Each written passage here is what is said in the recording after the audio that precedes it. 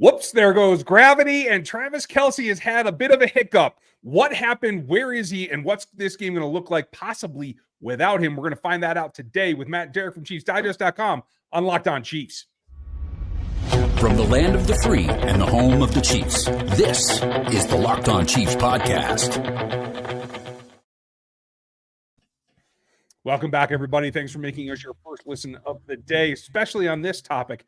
We look forward to you checking out another Locked On show of your next one, because we're here 5 days a week for you on every channel, for every team, everywhere, on every platform. So like, sub, hit that bell on YouTube, hit Spotify, hit Apple, hit every free platform you can for audio, because it's all there. We're brought to you today by Gametime. That Gametime app, go grab it, create an account, and use the code LOCKEDONNFL for $20 off of your first purchase. It's last-minute tickets, lowest prices guaranteed. Guarantees are hard to come by. We're going to cover the run-up to this game with Matt Derrick from ChiefsDigest.com, our beat reporter at large, out there on the scene, having firsthand knowledge.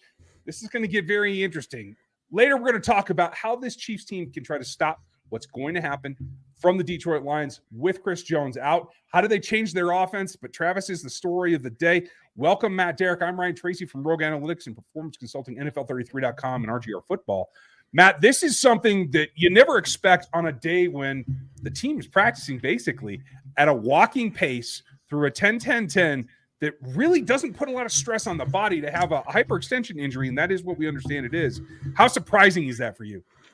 Yeah, I mean, this is certainly a type of practice that you don't normally see injuries.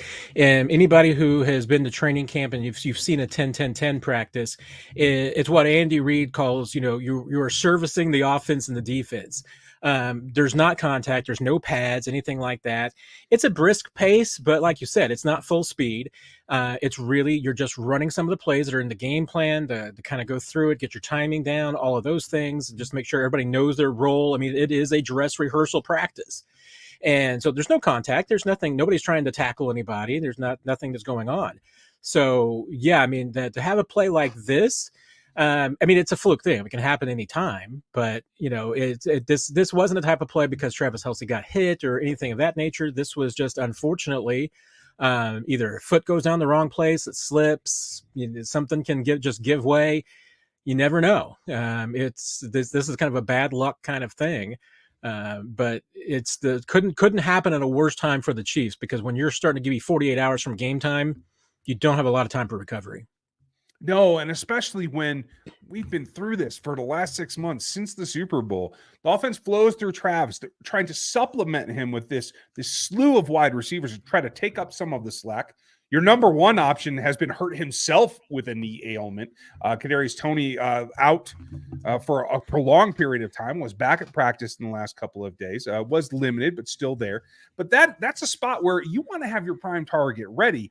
I think a hyperextension is not something to sneeze at. There can be other things. There's an MRI underway as we record this now, folks. We don't have the results of that at this point. But is it safe to say, Matt, that generally, especially with a player of this age, caution is going to win out? We're not going to see Travis Kelce in the opener on Thursday night. Yeah, I mean, it's very unlikely. Now, what I'm hearing is that this is nothing that's supposed to be serious. It's nothing that's expected to keep Travis Kelce out long term. But you're right. I mean, the number one consideration at a moment like this is that they want to get the swelling out of the knee. And that's going to happen before they let Travis Kelce back onto a field. Can that happen in 48 hours? Pretty tough. I mean, that's something that's just not normal. And you're right. I mean, the evaluation is going to be, for the status of Travis Kelce for 18 weeks of the regular season and the postseason. And given that, one game is insignificant. 2 games might be insignificant in that calculation. So I'm not ruling out that Travis Kelce couldn't play Thursday night through some stroke of miracle and good fortune that it's just not nearly as bad as anybody thinks and it was suspected at first. But you got to believe that just erring on the side of caution would make it very unlikely that you see Travis Kelce Thursday night. And I think that's the responsible thing to do, because this isn't about this game. This is about this season. Honestly, it's about the next couple of seasons for Travis Kelce. At his age, anything that is significant can linger through the tail end of what could be a very long and storied career. So I think even more caution is probably warranted in that you have to protect Travis from himself in some cases in trying to get back out there too fast. I think Rick Burkholder and Andy Reid are in a good position to do that. Do you think that there's going to be pressure? And do you think that this is something that they just have to settle him down, and say, listen, wait, we're going to be all right without you in the meantime. Well, I'm glad you brought that in at the end. You're just saying that you're going to have to tell Travis Kelce to settle down, because I think the only pressure to play Thursday for Travis is going to come from Travis. He's the one that's going to want to play. I mean, look at his history. The last 9 seasons, this guy has missed 3 games. 2 of them were season finales that the starters all rested, and the other one he was on COVID reserve. This guy doesn't miss games. Since his rookie season and the microfracture knee surgery, he has been an Ironman. So he wants to be out there. But you're absolutely right. I mean, the Chiefs, will need to probably protect him a little bit from himself. He will want to play. But if there's any chance of aggravating the injury, making it worse, or injuring something else, then I mean, it's an easy choice to me. I mean, you shut down Travis. You rely on the guys that you have backing him up with Noah Gray, Blake Bell. You've got Matt Bushman that you can activate from the practice squad. I mean, you're carrying 7 wide receivers for a reason. I mean, if you're going to go ahead and carry an extra receiver on game day, and it's a red zone guy like Justin Ross, I mean, there are a lot of different options here that they have. And I'm of the philosophy that no, you don't risk a game like this for Travis Kelce. We'll set aside the fact that I think that the Chiefs can beat the Lions without Travis Kelce, but that's not going to be part of Andy Reid's or Rick Burkholder's evaluation. Theirs is going to be straight up, hey, can Travis play, and should he play? And my guess is that the answer to at least one of those questions, if not both, will probably be no. And so we'll talk about how the offense shifts here coming up in a little bit, but the spotlight does now turn to both Noah Gray and Blake Bell as probably the primary backups, right? Matt Bushman is likely to get elevated in this case. I do think they probably want to go in with 3 to Thursday night. Does that track for you as well? Yeah, I mean, to me, it's going to depend on what the game plan and the purpose was going in. I mean, if they expected to play a lot of 12 personnel and that was going to be part of the game plan, I mean, certainly if you're going to have 13 personnel, you're probably going to go ahead and definitely bring up Matt Bushman. But you don't want, if you've got a game plan that's pretty heavy on 12 personnel and playing 2 tight ends a lot, you don't want to go in with only 2 tight ends and then you lose one during the game and now you've really messed up your game plan. But you can rest assured. I mean, the Andy Reid that we saw today in the press conference was an anxious Andy Reid. I mean, he kind of wanted to get out of there, and I'm sure that there were probably a couple of reasons. One, he wanted to go back and see how Travis was doing, but the other thing was putting together an alternate game plan without Travis Kelce in it. So I would expect that they would make some changes to that, and if that means just maybe a little bit less of the tight end heavy offense, I could see that being part of the response. And I don't think that if they did activate Matt Bushman, I don't think that necessarily, like I said, precludes them maybe carrying an extra receiver now. You're just going to have to make a change elsewhere. You're going to have to lose a player somewhere else that might otherwise be active. But I think, with a 48 player active roster on game day, I mean, you've got a little bit of wiggle room that you can make that adjustment. So I think they can, but I would certainly think that you don't replace Travis Kelce with one guy. You're probably have to replace him with 2 or 3 guys. I completely agree with you. And it does take a village. That game plan is going to be important. We're going to talk about what the defense does to support them coming up later in the show. And right after we get back here in a second, we are going to look at what that game plan is, what it should be, and how it has to change. But I got to tell you, there are a couple of things you got to take care of first. And I always have to as well. When I'm trying to take care of the people that love me, I try to give them a little bit of help with a nice, clean shave. Doesn't always happen, but when it does help things go down and generally smooths out my weekends. You can get some help right now from Harry's. They can give you a trial set and you can try it out for yourselves. I think you're going to really enjoy it. Right now, they have a great deal for you. You can get a starter set for $13. It's a $13 value. You can get it for $3 at harrys.com/NFL. I think you're going to really dig it because the blades are German engineered, so you know that they're good. It's a weighted handle. It feels good in your hand. It gives you that kind of solid feel about your morning ritual or whenever you perform that ritual. You get some foam shaving gel as well as a travel color. It all goes together and it stays together so that you know where your kid is. That's sometimes a problem for me when I'm on the road. You can schedule all the delivery of the refills and the things for as low as $2, half of what you can get other blades for. It makes the whole thing convenient as well as super good. The creams, the washes, the lotions, they're all there to help you stay hydrated and look good. And that's really what some of us need a little bit more than others, especially as the hair starts to go gray. You want to keep that trimmed up. So their elite customer satisfaction is leading the shaving industry, and you guys want to get in on it. So get your best shave ever This summer with Harry's razors and skincare products all together, you can get a $13 starter kit for $3 at harrys.com/NFL. That's harrys.com/NFL for a $3 starter kit. Go check that out today. I would like to check out Matt's progress because we're all growing beards around here as we start to get ready for the winter part of the Chiefs season. But you have to make a shift pretty quick. It's not going to be a gradual fall into fall like maybe what we had planned. This injury to Kelce, I think, as we talked about what might change in the lineups, it's the game plan itself. Because when this happens on a walkthrough day, when the game plan's already installed, you know what you're doing. And in this case, in week 1, knowing that you're playing here, you've probably been talking about this for a couple of weeks. So whatever was in there, they have to adapt to. I don't think that you can afford to change the game plan wholesale right now because of the loss of Travis Kelce. Do you? I mean, you're right. To a large degree, you can't. I mean, you've been working on plays the last 3 days. You've been working on a game plan. Everything is installed. So to make drastic changes, you would end up in running risk of going into a game with doing a lot of stuff that you didn't do during the previous week and isn't rehearsed. And you do that and it leads to mistakes. It leads to, guys not knowing where they need to be. And honestly, I mean, with the Chiefs, starting the season with a few new faces, especially at wide receiver, that to me is a little scary, and you got two new guys on the offensive line as well. I mean, you've got enough new faces on offense that I think you want to make sure that your week 1 game plan is locked in. So to me, it's probably not about abandoning the work that you did during this week. It's probably about, the little tweaks that you need to make. And, and some of the things we're talking about, I mean, if you've got a game plan that, you're really just asking Noah Gray to step in and probably do most of the work that Travis Kelce was doing. Now there's going to be a few other things that, like I said, it's going to be Blake Bell, sharing some of that. Maybe Matt Bushman gets a few reps, but it's to a degree, it's going to be just everybody stepping up a spot. And that would mean Gray and Bell taking on most of the work. The few tweaks that you might make would be, okay, where are specific packages that we can sneak in with the guys that we can take advantage of? So now maybe you do change a little bit of your red zone or your goal line offenses. Maybe some things that you had specifically in there for Travis, now maybe you do put it for a guy like a Justin Ross or for Rashee Rice. You take advantage of the skill sets of the guys that you have, put in maybe just 1 or 2 little tweaks to the game plan rather than an overhaul.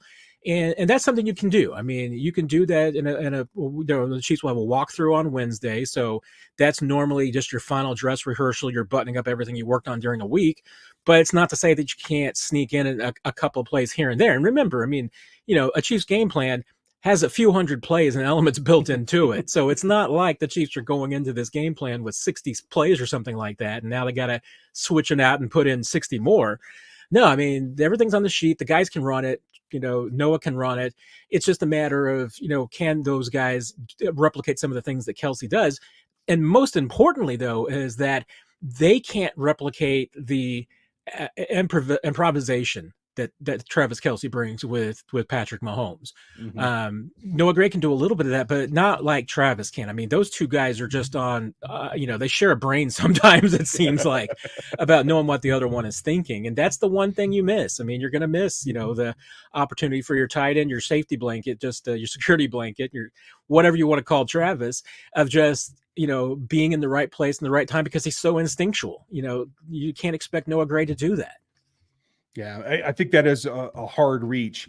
And I do think there are a couple of things that lend it towards that. Like you said, if you're in the red zone and you're looking at trying to do something where the body type is important, where you're shielding, certainly Ross comes into play if he's going to be active. I think this also steps up in some respects for Justin Watson having to play a little bit different. Like we've talked about, he's the one guy that you kind of feel like has all 3 positions and can make the adaptation to running some of the routes that possibly Travis did.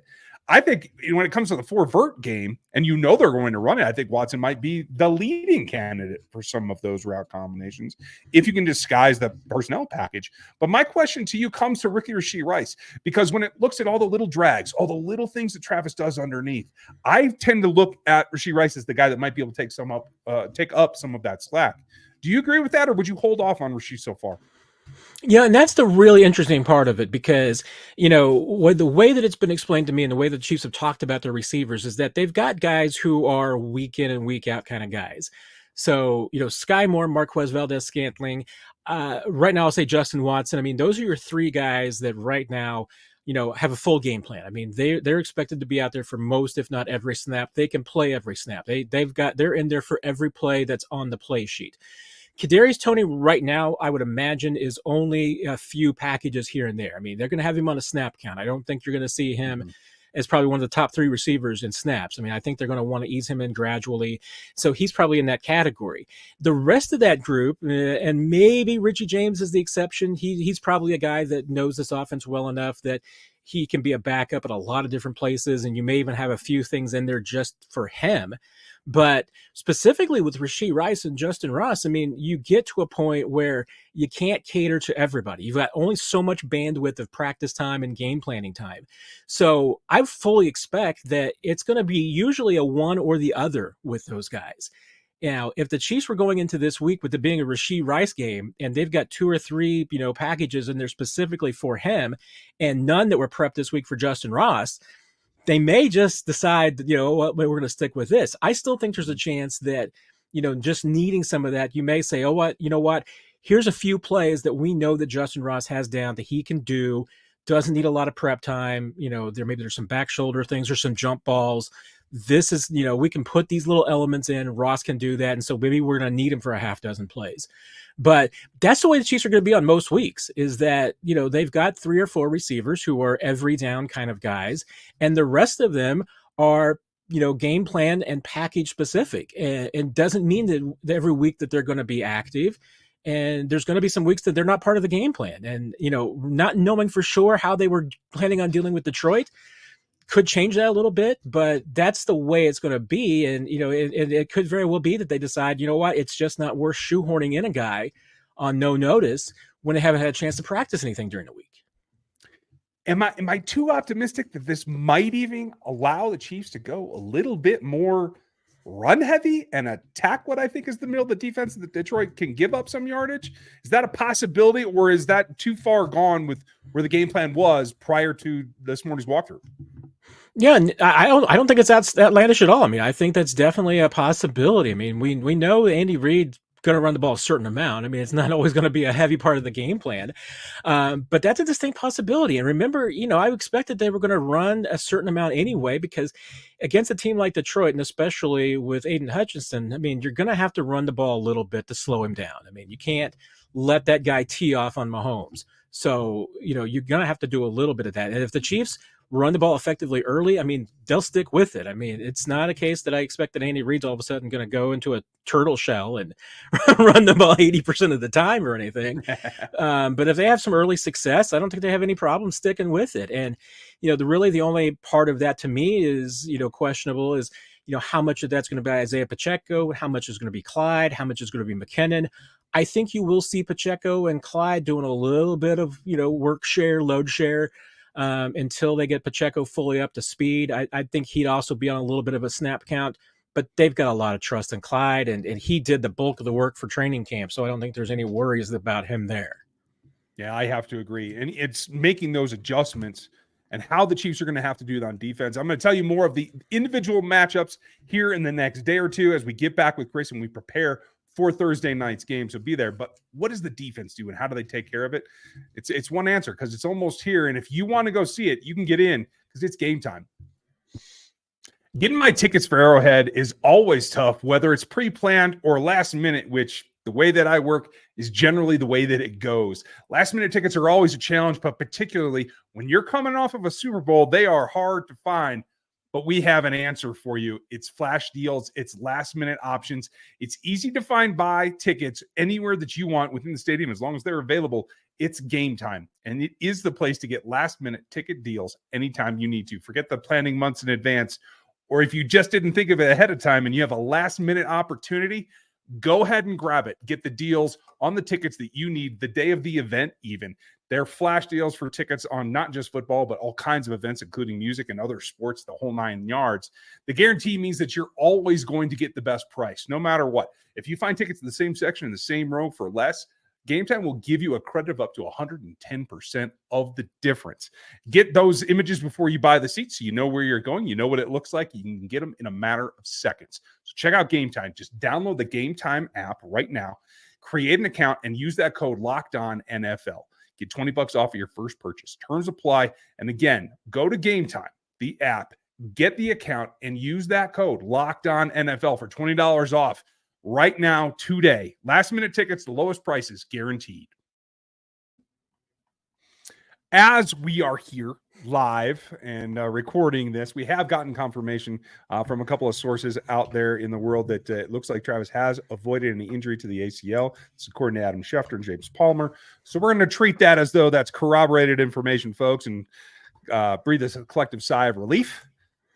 And moving on from that, we're going to take a look at what I thought was going to be the top story today until Travis decided to have a very unfortunate day out. And that is, what does this Chiefs defense do against an up-and-coming offense that is certainly able to run the ball? And they don't have Chris Jones, their premier defensive threat. Clearly, it's shaking the foundations that we're sitting on, Matt. I was going to say, I guess the number one thing we could say for the game plan is hold on to football, because I just dropped my bottle of water. So, I mean, how do you stop Detroit with no Chris Jones? I mean, that's going to be the key question. And, I mean, I think you can safely say from, having watched Steve Spagnuolo's defense for the last couple of years, I mean, I think you're going to have to say he's going to go after the quarterback and blitz. I think that's one reason why we saw a lot of blitzing in the preseason, which normally teams don't do. Especially the Chiefs. I mean, they like to play it a little bit more vanilla, but it was a lot of learning about what some of their personnel could do and who were their best blitzers and what guys were capable of. And one of the things I think the Chiefs learned is that they've got some guys that can do that. And they spent a lot of time in training camp working on the same thing too. So and with Steve, it's not just one guy. I mean, he wants to be able to bring pressure from unexpected places and keep teams off balance. And I think that's going to be especially important because Detroit's got a decent offensive line. I mean, their tackles in particular. I mean, we know about Penei Sewell. That's gets lots of attention. I think Taylor Decker is really underrated on the other side.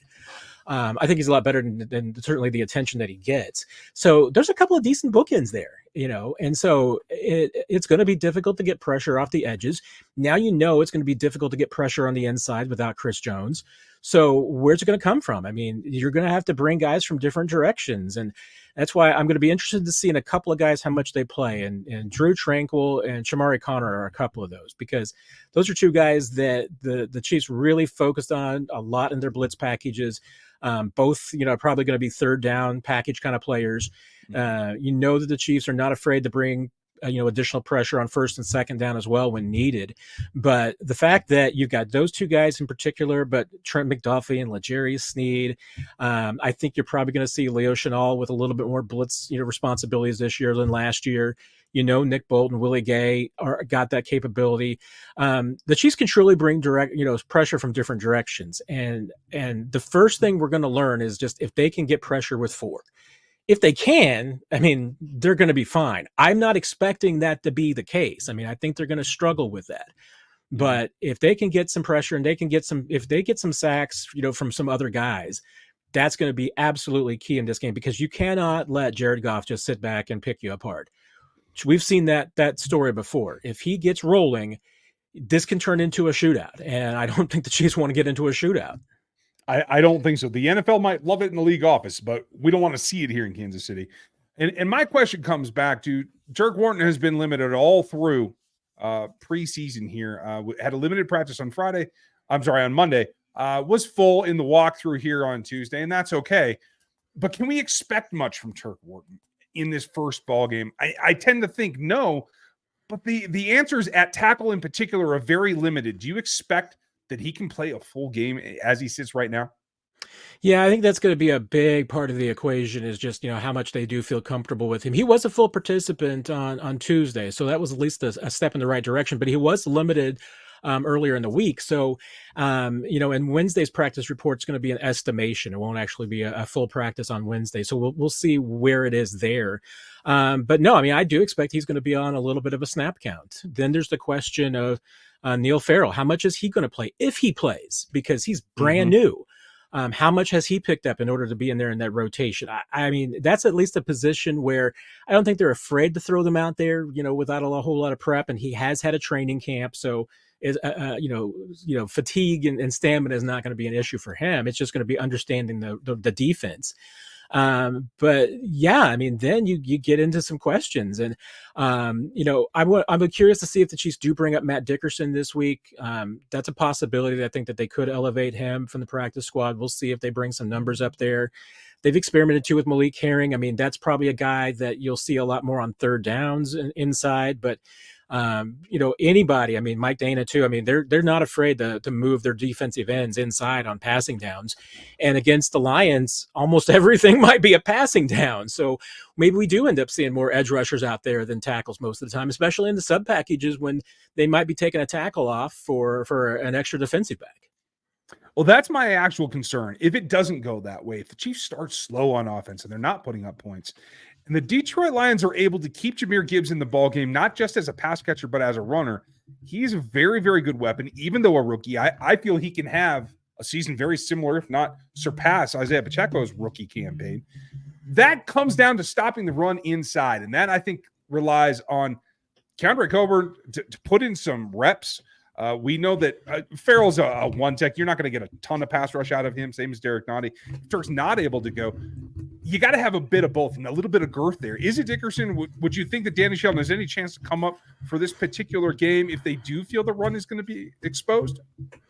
I mean, it's always a possibility. I think there's a little bit more likelihood that they elevate Dickerson than Shelton for this one, and it's a possibility that neither one. I mean, that they stick with what they've got on the active roster. We will see. But, Gibbs to me is a real wild card in this one because, I was looking earlier at just the numbers for rookie running backs, and I was blown away at the fact that in the last 10 years, there have only been 5 rookie running backs in week 1 with more than 100 yards rushing. 2 of them are Chiefs. The top 2, Kareem Hunt, Clyde Edwards-Helaire, have the top 2 rushing days in week 1 in the NFL in the last 10 years. It's really hard to do. And some special guys that are up there too. I mean, Saquon Barkley had a big day as a rookie, but I think Ezekiel Elliott's like 20th on the list. I mean, he was I think had 54 yards. I mean, there's no guarantee. And I mean, this is the right time to face the Lions if you're worried about Jahmyr Gibbs, because he's probably going to be a lot better later in the season than he is right now. The only thing right now is that you don't have a lot of tape to know how the Lions are going to use him. So you got to be cognizant of that. But I still think the thing that you have to worry about most is you got to worry about Goff, and you got to worry about that passing game. And the one thing you have to worry about there is pressure. If you do not get pressure, the Lions can pick you apart. And that's the one thing I think you got to worry about, especially if the Chiefs do struggle a little bit and the Lions are able to get into some rhythm. I mean, I don't think that the Lions are a team that's just going to salt away a lead. I mean, I think that they understand who the Chiefs are. I think they're going to figure out that if they're in a rhythm passing, they're going to have to keep it going. Yeah, agreed. No Jameson Williams for them. No Chris Jones, no Charles Omenihu, and now likely no Travis Kelce for the Chiefs. How do you see this game going down? Yeah, the Travis Kelce, issue really throws it into a wrench for me, because I felt like that Chiefs going into this game with the emotion on their side of Thursday night, and with the banner ceremonies, and it's the last celebration. I think the crowd's obviously going to be big time into it. And there's no doubt. I mean, Andy Reid's been trying to push this team's button about, making them feel a little bit united, and it's them against the world, as far as running it back. I mean, he is trying to give these guys an edge. And I think there's no doubt that they want to come out and prove that on opening night. They know the world is watching. These are the moments that this offense and this team lives for. And I think that they want to prove it. Not having Kelce is a blow. I mean, there's no doubt about it. The offense runs through that guy. So I had the Chiefs winning 38-17 going in to today. Losing Kelce gives me a little bit less confidence on that. So I might be talked down to like a 34-24 kind of game, but I still think that the Chiefs win this, and I think they win by double digits. You can see everything Matt has to say over at ChiefsDigest.com, and he'll be back with us post-game, because we will be live after a bit following this ballgame. It's going to be a late night for all of us, but we appreciate you guys tuning in. You're going to hear my prediction tomorrow. You're going to hear Chris Clark's prediction tomorrow. Be sure to be subbed. Make sure you like, sub, hit that bell on YouTube, and get on the platforms for Spotify and Audible and all the audios. And check out everything at ChiefsDigest.com. Matt, thanks for getting us ready. Always a pleasure, Ryan. Take care, everybody. Pleasure is mine. Thank you, folks. We very much appreciate you.